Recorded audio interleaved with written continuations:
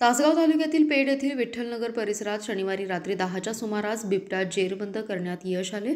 शिवाजी बापू शेंडगे यांच्या घराजवळील कोंबड्यांच्या मोठ्या खुराड्यात बिबट्या जेरबंद झाला। खुराड्यातील 45 कोंबड्यांपैकी 15 कोंबड्या बिबट्याने फस्त केल्या। वन विभागाच्या पथकाने तातडीने घटनास्थळी धाव घेत बिबट्याला जेरबंद केले। ग्रामस्थांच्या सतर्कतेने बिबट्या जेरबंद करण्यात यश मिळालं।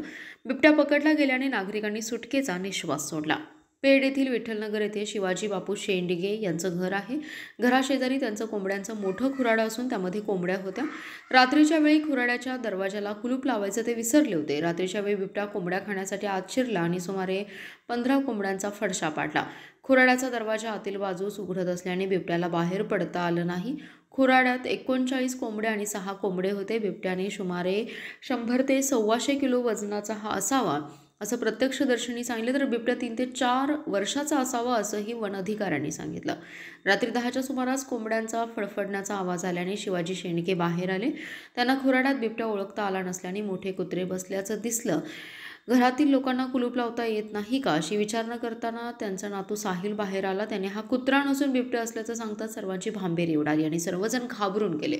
आवाज आल्याने आजूबाजूचे शेजारी जमा होऊन त्यांनी सदर खुराड्याला मोठा पत्रा लावून बिबट्या बाहेर येणार नाही याची दक्षता घेतली आणि वन विभागाशी संपर्क साधला।